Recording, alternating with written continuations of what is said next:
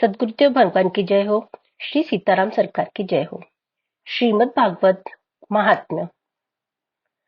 पूर्व काल में तुंगभद्रा नदी के तट पर एक अनुपम नगर बसा हुआ था। वहां सभी वर्णों के लोग अपने अपने धर्मों का आचरण करते हुए सत्य और सत्कर्मों में तत्पर रहते थे। उस नगर में समस्त वेदों का विशेषज्ञ और षोडश स्मार्त कर्मों में निपुण एक आत्मदेव नामक ब्राह्मण रहता था। वह साक्षात दूसरे सूर्य के समान तेजस्वी था। वह धनी होने पर भी भिक्षाजीवी था। उसकी प्यारी पत्नी धुंधली, कुलीन एवं सुंदरी होने पर भी सदा अपनी बात पर अड़ जाने वाली थी। उसे लोगों की बात करने में सुख मिलता था। स्वभाव था क्रूर, प्रायः कुछ न कुछ बकवाद करती रहती थी। गृह कार्य में निपुण थी, कृपण थी और थी झगड़ालू भी। इस प्रकार ब्राह्मण दंपत्ति प्रेम से अपने घर में रहते और विहार करते थे। उनके पास अर्थ और भोग विलास की सामग्री बहुत थी। घर द्वार भी सुंदर थे, परंतु उससे उन्हें सुख नहीं था। जब अवस्था बहुत डल गई, तब उन्होंने संतान के लिए तरह तरह के पुण्य कर्म आरंभ किए और वे दीन दुखियों को गौ, ब्राह्मण, सुवर्ण और वस्त्र आदि दान करने लगे। इस प्रकार धर्म मार्ग में उन्होंने अपना आधा धन समाप्त कर दिया, तो भी उन्हें पुत्र या पुत्री किसी का भी मुख देखने को न मिला। इसलिए अब वह ब्राह्मण बहुत ही चिंतातुर रहने लगा। एक दिन वह ब्राह्मण देवता बहुत दुखी होकर घर से निकलकर वन को चल दिया।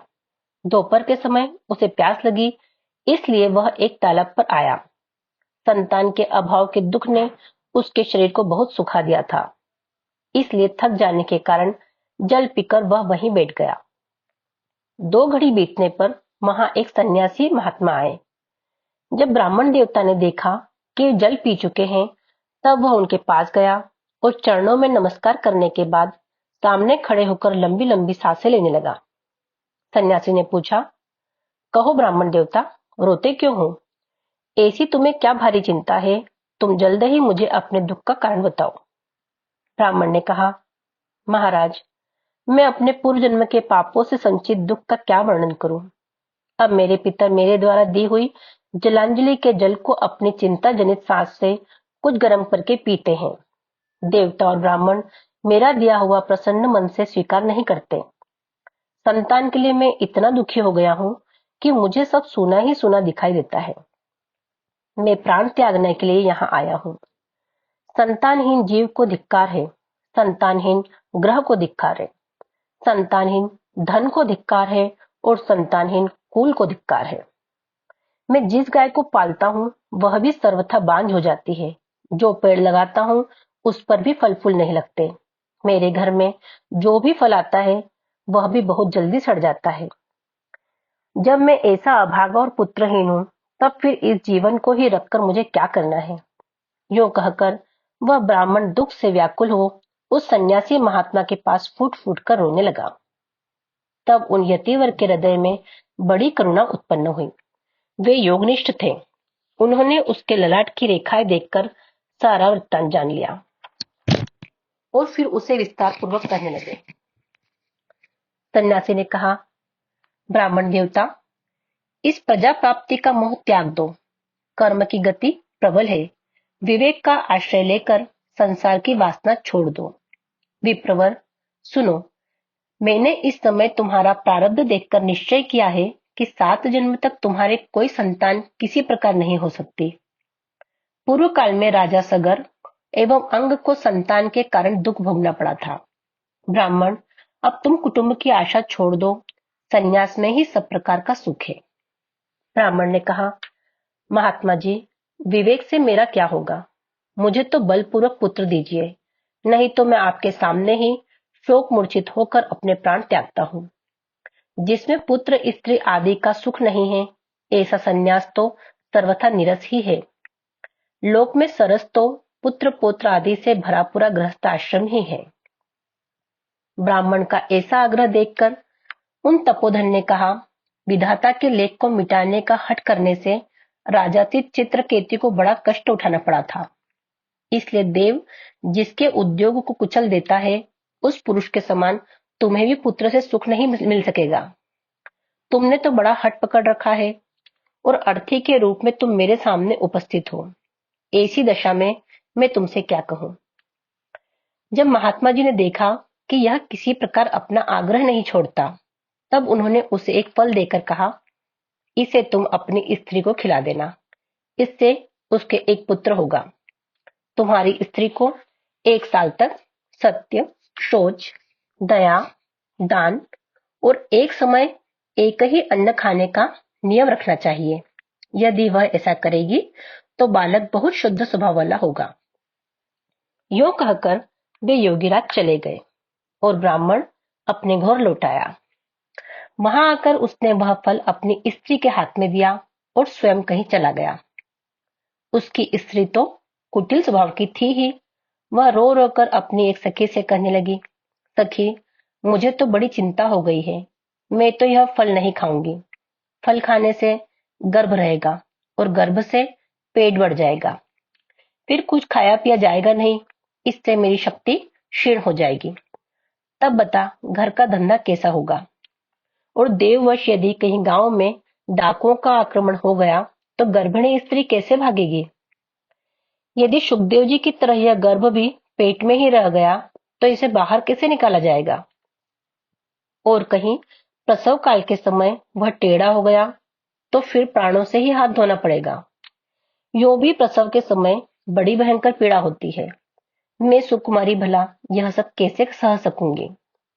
मैं जब दुर्बल पड़ जाऊंगी तब ननंद रानी आकर घर का सब माल मत्ता लपेट ले जाएगी और मुझसे तो सत्य, शौच आदि नियमों का पालन होना भी कठिन ही जान पड़ता है। जो स्त्री बच्चा जनती है उसे उस बच्चे के लालन पालन में बड़ा कष्ट होता है। मेरे विचार से तो बंध्या या विधवा स्त्रियां ही सुखी है। मन में ऐसे ही तरह तरह के कुतर्क उठने से उसने वह फल नहीं खाया और जब उसके पति ने पूछा, फल खा लिया, तब उसने कह दिया, हाँ खा लिया। एक दिन उसकी बहन अपने आप ही उसके घर आई। तब उसने अपनी बहन को सारा वृत्तांत सुनाकर कहा कि मेरे मन में इसकी बड़ी चिंता है। मैं इस दुख के कारण दिनों दिन दुबली हो रही हूँ। बहन, मैं क्या करूं। बहन ने कहा, मेरे पेट में बच्चा है। प्रसव होने पर वह बालक मैं तुझे दे दूंगी। तब तक तू गर्भवती के समान घर में गुप्त रूप से सुख से रह। तू मेरे पति को कुछ धन दे देगी तो वे तुझे अपना बालक दे देंगे। हम ऐसी युक्ति करेंगे कि जिसमें सब लोग यही कहें कि इसका बालक 6 महीने का होकर मर गया और मैं नित्य प्रति तेरे घर आकर उस बालक का पालन पोषण करती रहूंगी। तो इस समय इसकी जांच करने के लिए यह फल गौ को खिला दे। ब्राह्मणी ने स्त्री स्वभाववश जो जो उसकी बहन ने कहा था वैसे ही सब किया। इसके पश्चात समय अनुसार जब उस स्त्री के पुत्र हुआ तब उसके पिता ने चुपचाप लाकर उसे धुंधली को दे दिया और उसने आत्मदेव को सूचना दे दी कि मेरे सुखपूर्वक बालक हो गया है। इस प्रकार आत्मदेव के पुत्र हुआ सुनकर सब लोगों को बड़ा आनंद हुआ। ब्राह्मण ने उसका जात कर्म संस्कार करके ब्राह्मणों को दान दिया और उसके द्वार पर गाना बजाना तथा अनेक प्रकार के मांगलिक कृत्य होने लगे।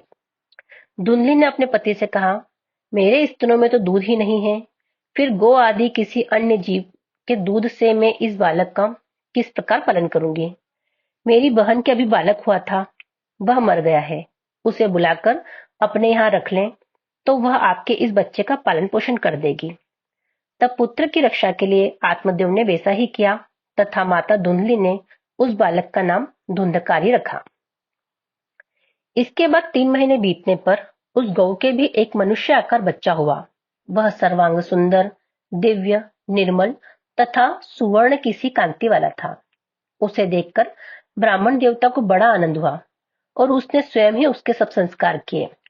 इस समाचार से और सब लोगों को भी बड़ा आश्चर्य हुआ और वे बालक को देखने के लिए आए तथा आपस में कहने लगे, देखो भाई, अब आत्मदेव का कैसा भाग्य उदय हुआ है। कैसे आश्चर्य की बात है कि गौ के भी ऐसा दिव्य रूप बालक उत्पन्न हुआ है।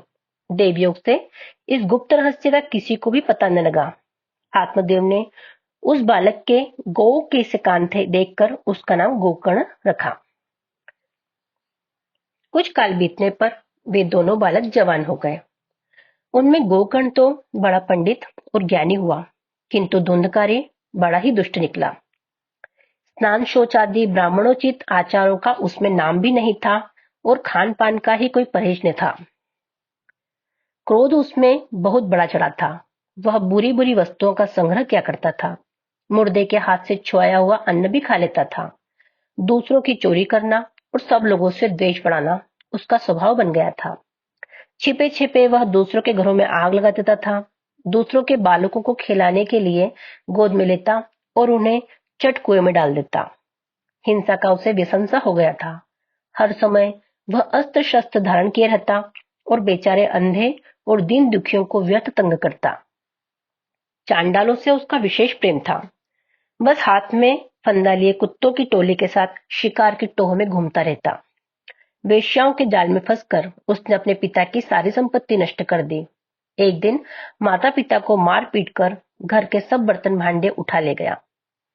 इस प्रकार जब सारी संपत्ति स्वाहा हो गई, तब उसका कृपण पिता फूट फूट कर रोने लगा और बोला, इससे तो इसकी माँ का बांझ रहना ही अच्छा था।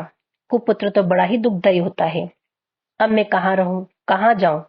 मेरे इस संकट को कौन काटेगा? हाय, मेरे ऊपर तो बड़ी विपत्ति आ पड़ी है। इस दुख के कारण अवश्य मुझे एक दिन प्राण छोड़ने पड़ेंगे। उसी समय परम ज्ञानी गोकर्ण जी वहां आए और उन्होंने पिता को वैराग्य का उपदेश करते हुए बहुत समझाया। वे बोले, पिताजी, यह संसार असार है।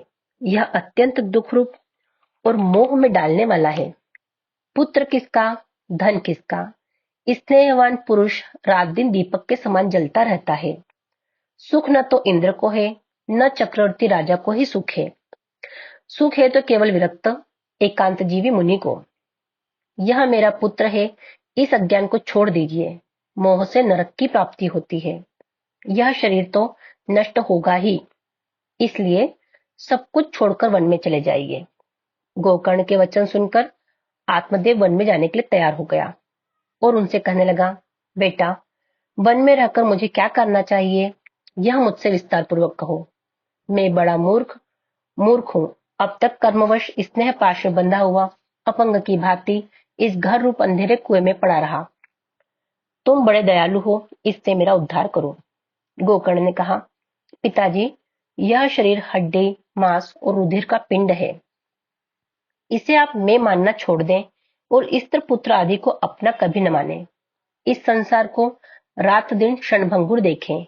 इसकी किसी भी वस्तु को स्थायी समझकर उसमें राग न करें। बस एकमात्र वैराग्य रस के रसिक होकर भगवान की भक्ति में लगे रहें। भगवत जन ही सबसे बड़ा धर्म है। निरंतर उसी का आश्रय लेते रहें। अन्य सब प्रकार के लौकिक धर्मों से मुख मोड़ लें। सदा साधु जनों की सेवा करें। भोगों की लालसा को पास न फटकने दें तथा जल्दी से जल्दी दूसरों के गुण दोषों का विचार करना छोड़कर एकमात्र भगवत सेवा और भगवान की कथाओं के रस का ही पान करें। इस प्रकार पुत्र की वाणी से प्रभावित होकर आत्मदेव ने घर छोड़ दिया और वन की यात्रा की। यद्यपि उसकी आयु उस समय 60 वर्ष की हो चुकी थी, फिर भी बुद्धि में पूरी दृढ़ता थी। महारात दिन भगवान की सेवा पूजन करने से और नियम पूर्वक भागवत के दशम स्कंद का पाठ करने से उसने भगवान श्री कृष्णचंद्र को प्राप्त कर लिया। शेष चर्चा अगले भाग में करेंगे। हरि शरणम, हरि शरणम, हरि शरणम।